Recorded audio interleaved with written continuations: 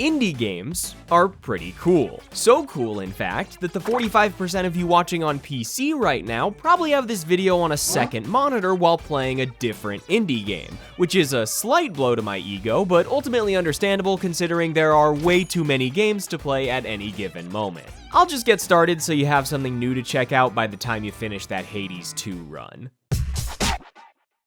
Yeah, I know, it's one of the biggest indie games of the past few years. If every game in this video was as popular as Peak, I'd have to change the title to 5 indie games you've already tried and thus no threat. But I needed you to click on this video somehow, and I've also covered both of AggroCrab's previous games before, so that gives me indirect permission to talk about the funny climbing game. I'm just a little late to the party. For those who haven't yet been acquainted with Peak, it's a co-op climbing game where you and your friends crash land on an island and have to climb through various biomes like tropics, mesas, and volcanoes in an effort to reach the summit of a mountain and call for rescue. Along the way, you'll scavenge for food to stave off hunger, collect tools to scale cliff sides and cross gaps, and deal with regional hazards like freezing winds, scorching heat, and Wait, look, it's the dick and ball cactus. Why is it curved like that? I've tried my fair share of other silly co-op games like Repo, Content Warning, and Mage Arena, but I usually bounce off of them after a few hours once I feel like I've gotten the gist of the gimmick. I think Peak is the game that finally clicked for me in this space because it was built with a lot of depth and replayability in mind while still maintaining the goofy, lighthearted experience this style of game is known for. There's also 7 scaling difficulty modifiers to make the climb even more challenging once you've gotten the hang of things, along with a collection of clever achievements that encourage you to approach runs in unique ways. Hey, there's airline food for anybody who's hungry other than Yakko.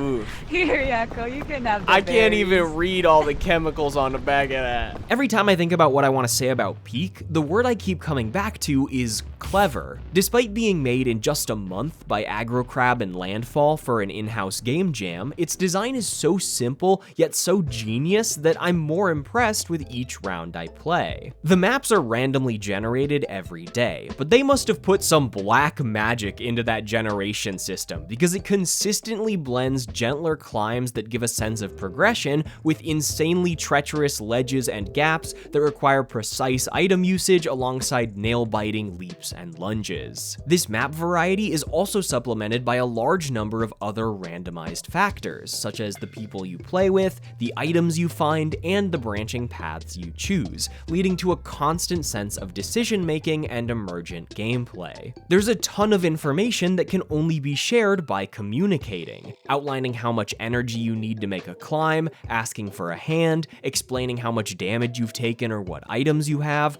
or pinging around the map and collaborating to find the best route. All of this leads to each run having its own storyline of sorts, where I can open up recordings weeks later and still remember the highlights. Like this one game where my friend accidentally dropped an anti-rope cannon in the kiln. We kinda just stood there dejectedly and watched it float all the way to the other side until one of my friends used the slow falling ability on the parasol to platform all the way over to the other side and retrieve it. And that was just like one decision in a game of many decisions. Even the proximity voice chat, which is usually just seen as a goofy additional feature, enhances the experience in a variety of ways. It's a really useful tool for keeping track of where people are at all times, especially since cliff sides, trees, and hazards can frequently obscure your vision. I also find that it lends itself to a subtle sense of immersion that I don't even realize until after playing. If I'm looking for people or feel like I'm lost, I'll actually start yelling or talking louder in the hopes that my voice will carry and a friend will somehow hear me from further away.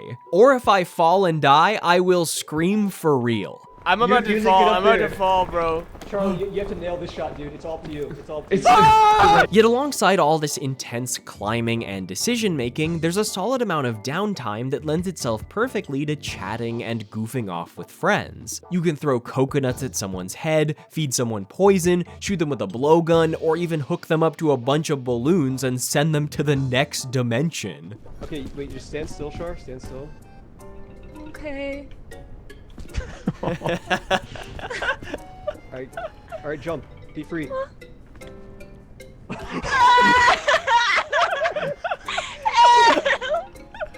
You're good. Oh no! I can't get back down. No, it's okay. It'll eventually pop, maybe. Can you hear us still?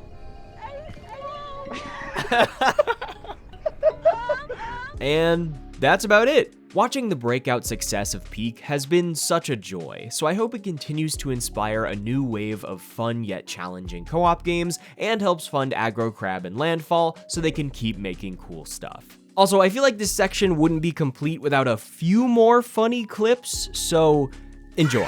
Okay, Connie, I'm gonna throw it. Are you ready? Alright, ready?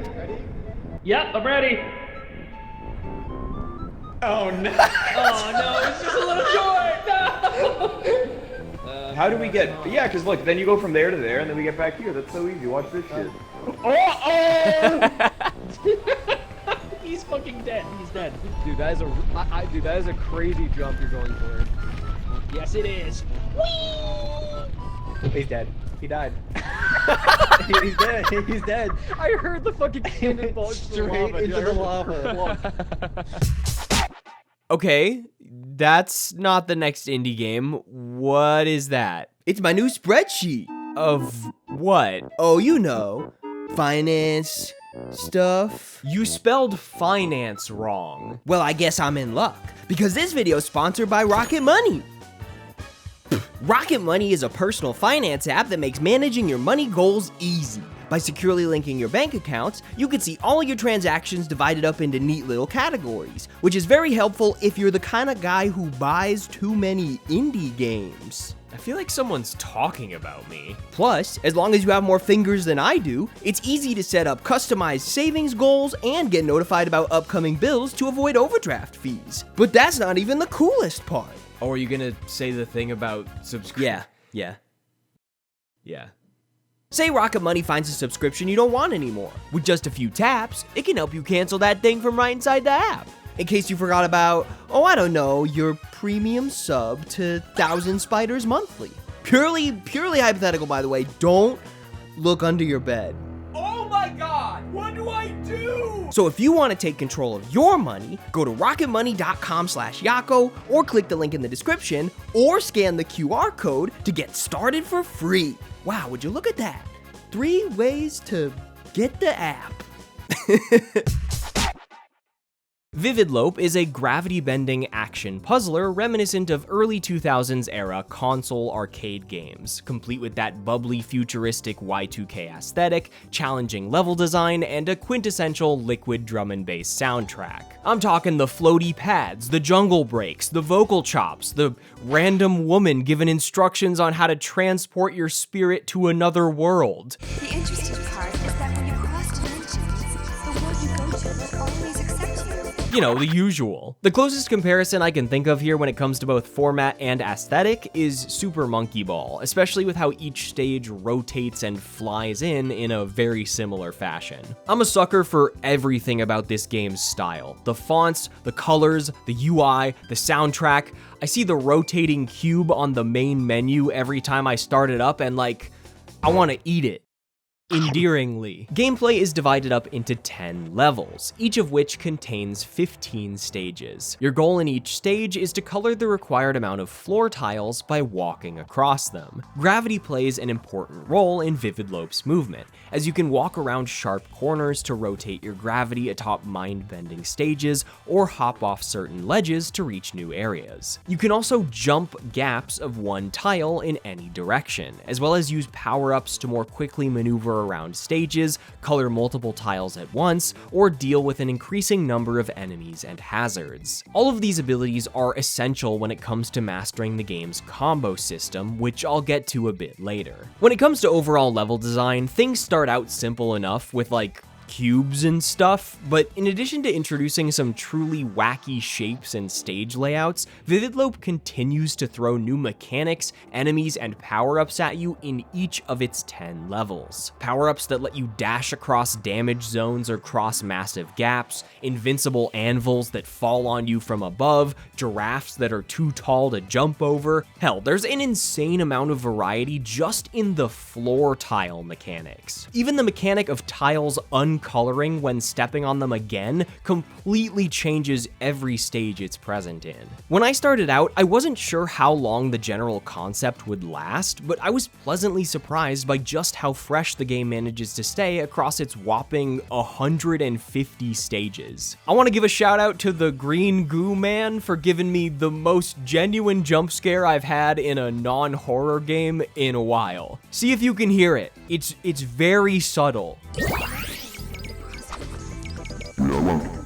Is that what the Green Man sounds like? In what feels pretty accurate to my experience with games of the early 2000s, Vividlope hits a pretty significant difficulty spike around the halfway point, so just clearing it normally is challenging enough. But for the truly adventurous types, the game really hits its stride when aiming for its coveted V ranks. To earn a V rank, you need to complete a checklist of objectives in every stage, and they add new dimensions to what might initially feel like a mad dash around the map. The first requirement, and the one I'm most conflicted on, is longest chain. Simply put, you need to color 20% of the stage's tiles without doubling back or hitting any redundant spaces. This isn't an inherently bad mechanic, and it's fun in a lot of instances, but certain power-ups and level layouts can make it feel a bit counterintuitive, so most of the time I'd end up gunning for 20% as soon as the stage started, before feeling like I was allowed to go crazy. Smaller bonuses required for V ranks include not dying on the stage, collecting 2 fruits, and maintaining a high power level. This is essentially a joint combo meter and health bar that increases when coloring tiles or killing enemies, and goes down when taking damage or spending too long not coloring tiles. The best requirement, though, is coloring 100% of the stage's tiles. Once you've fulfilled the percentage shown in the corner of the screen, hazards and enemies are cleared from the map to initiate bonus mode. This drastically slows down the frenzied action to finish the level off with a more strategic touch. Your goal in bonus mode is to color remaining tiles for extra points, but each time you step on a tile you've already colored, you lose a large chunk of your power, and if it hits 0, the level ends. Since you need to color every floor tile for a V rank, you need to actively consider what tiles you're leaving uncolored during the stage and set up an exit strategy amidst the evolving chaos. This means being very deliberate about your movement and not leaving random tiles uncolored all over the stage, because otherwise, this can happen. And it hurts. Now, this is the point in the review where I would usually tell you that I spent 50 hours desperately grinding for every V rank to prove my gamer cred, but I didn't. Game's too hard.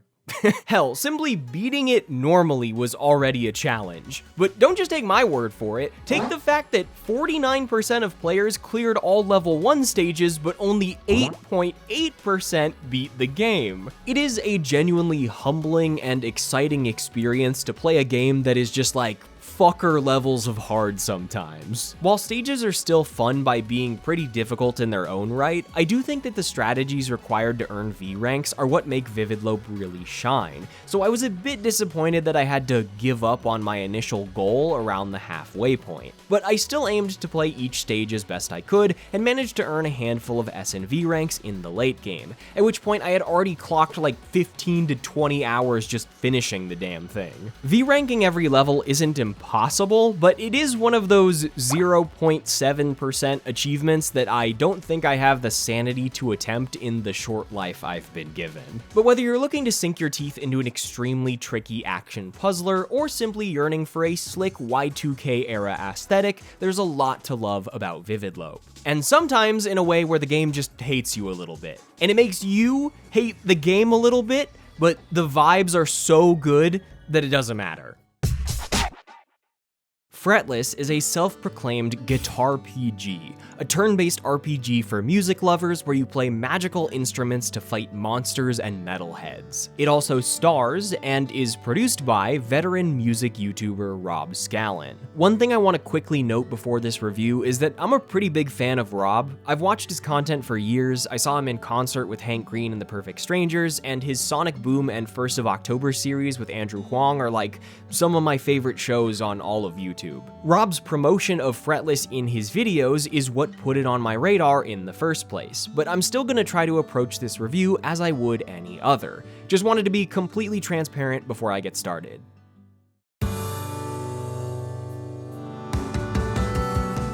If I had to sum up Fretless in a single sentence, I'd say that it's a game that loves music. Frankly, it's obsessed with it. Just about every RPG element that could have been reworked into a musical idea has been reworked into a musical idea. Weapons are instruments, you play riffs instead of casting spells, and you equip mods and pedals to enhance your abilities. Buffs and debuffs are styled after musical effects like filter, delay, and compression. Jingly environments like bell reeds and stone organs react and respond to overworld tunes. I could keep listing details if I wanted this video to be absurdly long, but I want to focus on this game's main feature, which is the combat. To fight back against a variety of musical creatures and corporate lackeys hell-bent on keeping you from joining the Battle of the Bands, you can equip one of the game's 4 instruments at a time and build a deck of riffs with all sorts of effects like shields, buffs, and stacking damage counters. During each turn, you can read exactly what each enemy is going to do before drawing riffs randomly and playing up to 3, enhancing their abilities by inputting Paper Mario-style QTEs to the beat of the music. Then, when you or bosses pull out a special attack, combat transitions into a mini rhythm game with bonuses based on how well you perform. I haven't seen this more randomized type of turn-based combat utilized too often outside of roguelikes, but I think it's a fun choice for the idea of a musical RPG,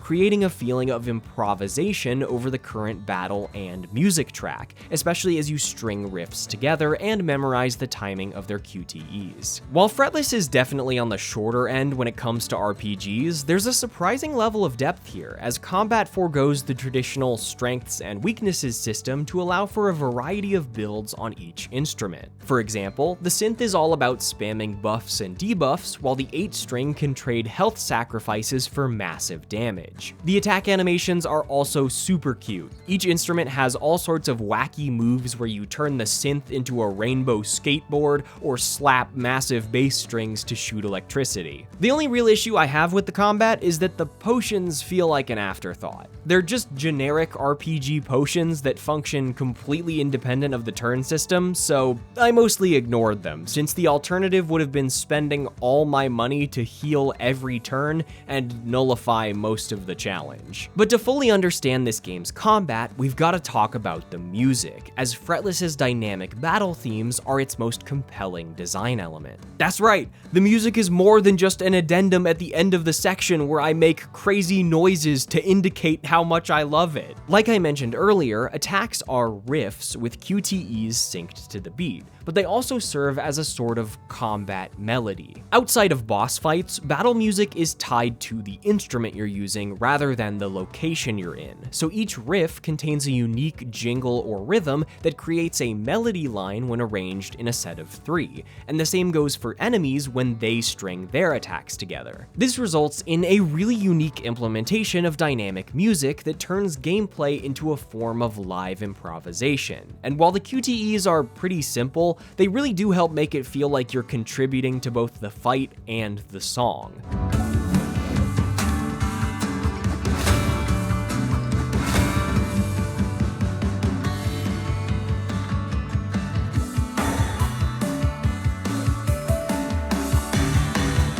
The development video on Rob's channel explores a bit of the complexity behind this audio, as every song had to be written in the key of B at 143 BPM so that every animation could sync to every beat and every riff could fit on top of every song. But when it all comes together, it's so seamless that it just feels magical. It's a labor of love that many players won't consciously pick up on, but something that's always so exciting to see. Also, as a quick side note, I highly recommend checking out the Making of Fretless video if you're interested in how indie games get made, as the video covers initial ideas, scope creep, funding, publishers, and the general sentiment that it's just a miracle that any game gets made ever. Anyway, back to music. The town and region themes are also gorgeous. Most of them are calming ambient covers of Rob's most popular songs, with a few arranged by other creators. This is by no means just a YouTuber game, but if you are a fan of Rob's content and other online musicians, there are a lot of Easter eggs and references to pick up on.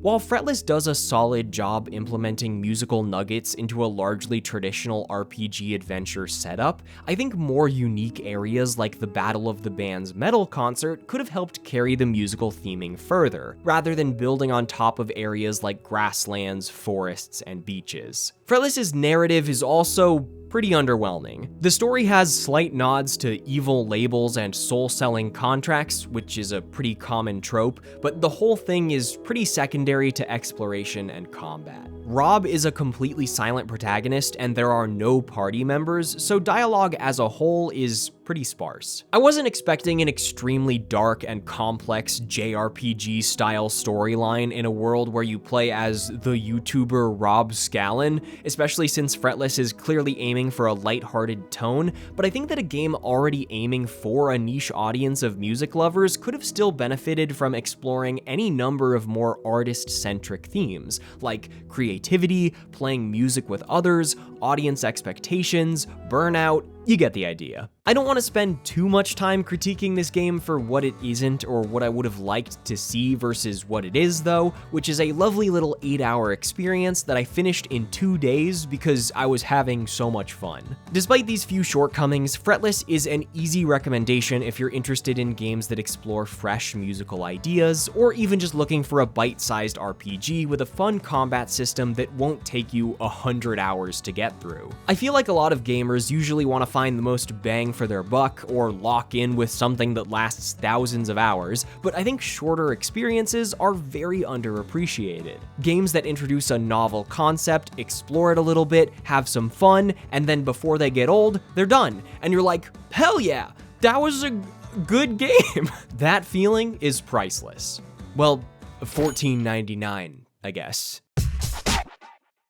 Next up is a bite-sized Metroidvania that's perfect for this list since I can't seem to stop yapping about everything else. Ooh. Ooh? Ooh? You? Not really sure what they want me to do with that umlaut. Anyway, this is an extremely clever and charming puzzle platformer that clocks in at around 2 hours in length. And in this house, oh, we love a 2-hour game. You play as a little pink dude that gets eaten by a giant beast and must solve puzzles by placing bombs in a variety of ways. This is one of those games that I really can't say too much about or show for too long without spoiling its best discoveries. But if you're a fan of knowledge-based games, there's a lot to love here, as much of the experience is built around teaching you various interactions that are possible with the bombs, rather than dishing out a huge set of tools. The game is extremely smart in the way it sets up each room to silently teach you new mechanics. And I do mean silently, as there's no text in the game at all, which is kinda neat. The short runtime also allows OO to build the entire soundtrack around one theme song of sorts, which is super fun. The opening track establishes this infectiously upbeat melody, and each of the game's areas then remixes it into a different style, like a jungle level, ice level, magic library level. You get the idea. Also, when you carry a bug around, it adds a little buzzing harmony to the song, and that's very cute. That's about all I can say for OO, so I dunno. Go play. Alright, we've done this song and dance 7 times now, so I'm assuming most of you know how the indie videos work. The best / most interesting / most memorable game goes at the end. And this time, it goes to the gravity-bending, Souls-like Metroidvania rhythm puzzle 3D platformer Metro Gravity. Try saying that 3 times fast. I didn't even say it 1 time fast. Metro Gravity is a video game born from an insane mind. It feels like a game where this solo developer took as many interests as they could fit in a design doc and then threw in 12 more after it was already full. I mean, take puzzle and rhythm alone. The dev made a Venn diagram of just those two genres in one of his devlogs to show how slim the crossover is, and then did a goofy food analogy while talking about game design, which means I'm gonna be out of a job here pretty soon. Right, so where do I start? Let's go with Metroidvania. You play as Stephanie, a witch gifted with various reality-bending powers to explore the halls, winding dreamlike locations that trap people's souls and steal their memories. The game centers around the ability to freely shift gravity in multiple ways. You can walk onto almost any surface to have it become your new down, lock your current gravity to move or fall in various ways, and place gravity fields on any flat surface to pull you and objects in that direction. If that sounds complicated, it's because it is. Throwing 3D platforming mechanics like momentum and grapple hooks into a world where rooms feel like optical illusions, and the ceiling is the floor, but also the walls are the floor, and the floor is the ceiling, makes for an incredibly unique form of traversal. However, this constant spinning, rotating, floating, and falling also leads to one of the game's biggest headaches. It's a bit of a nightmare to navigate, even if you're just trying to backtrack through an area you've visited multiple times. For the entirety of the game, I was opening the map just about every time I went through a door to triple check where I needed to go next, and half the time I'd have gone right like I thought I needed to, but that was actually left, since I had, switched gravity. The headache of traversal can also be felt literally when the camera gets a bit jerky, so something to be aware of if you get motion sick while playing games. Exploring and platforming are only a handful of the pieces found in this bizarre pie though, as a majority of your time will be spent solving the game's elaborate puzzles, which are reminiscent of games like Portal and the Talos Principle. These puzzles are pretty tricky, but in a good way. In a typical Metroidvania, you might expect some light block pushing or switch flipping, but Metro Gravity is very much a puzzle game. While some of the most difficult challenges are optional, I still spent upwards of 10 to 20 minutes on single rooms, and there are a lot of clever tricks and solutions that really pull all the mechanics together. However, the asterisk on Metro Gravity's puzzle design is execution. Performing quick, precisely timed inputs can be rewarding at times, but the way you need to utilize physics can feel frustrating. With how finicky it can be to accurately place a gravity field, some puzzles demand a bit more finesse and speed than feels natural on a controller, and there was even a room near the end of the game where I had to switch to mouse and keyboard because I couldn't move the camera precisely enough with a stick. However, I don't want to make it sound like the puzzles are bad. I think they're actually one of the best aspects of the game, and I'd take trickier puzzles with a bit of extra legwork over easy cookie cutter ones any day. Now, after implementing 3D platforming, exploration, gravity bending, and puzzles, most developers would have stopped 2 genres ago. But Metro Gravity also has combat. It's very simple on paper. You attack with a single button, and when an enemy attacks, you can parry, jump, or dodge depending on what they throw out. However, what makes combat stand out is that it's all tied to the music. The speed at which you can attack is determined by the tempo of whatever song is playing in that area, and every enemy in the game attacks with different musical patterns that can be avoided with well-timed parries. Boss fights turn this concept up to 11, forcing you to weave dodges and jumps in between strings of downbeat notes or triplets amidst insane set pieces in 5/4 time.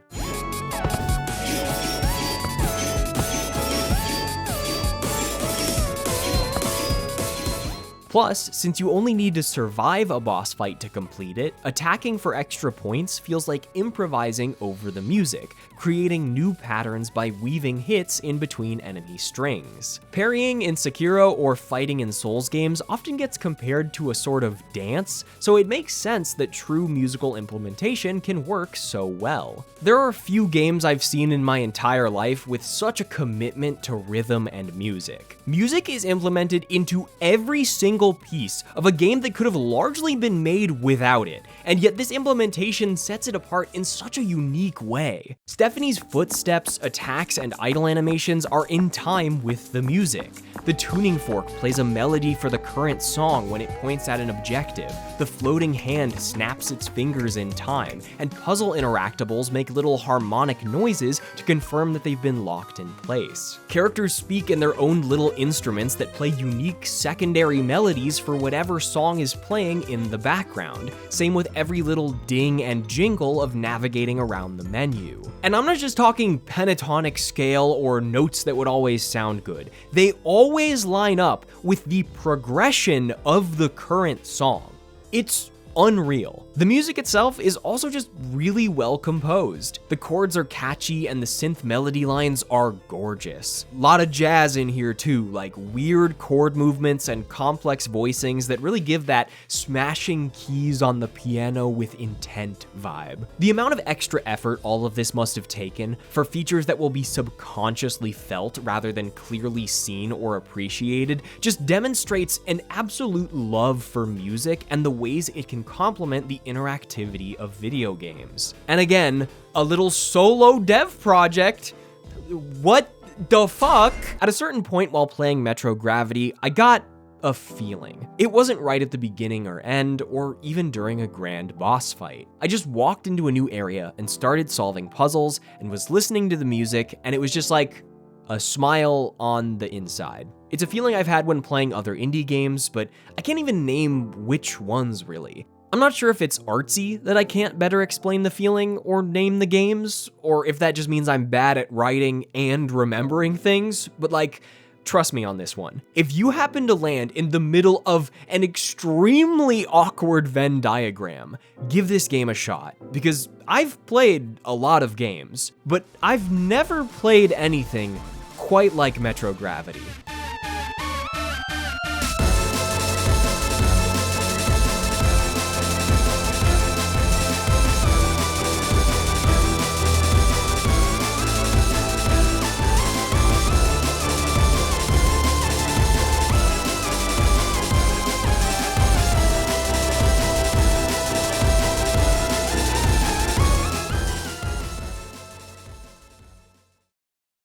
And that's 5 more indie games for all of you insatiable little fiends out there. I know I say thanks for watching at the end of just about every video, but I really do mean it, especially when it comes to this series. Covering niche topics can be pretty hit or miss on a website trained to show people things it thinks they're already interested in, so I feel very grateful for the audience that keeps coming back to hear me talk about weird little indie games after all these years. Please let me know what your favorite hidden gems of 2025 were in the comments, and if you're hungry for even more recommendations, you can find 27 of them by clicking the card on screen. Hopefully that's enough games to tide you over while I take a little break, and I'll see you next year.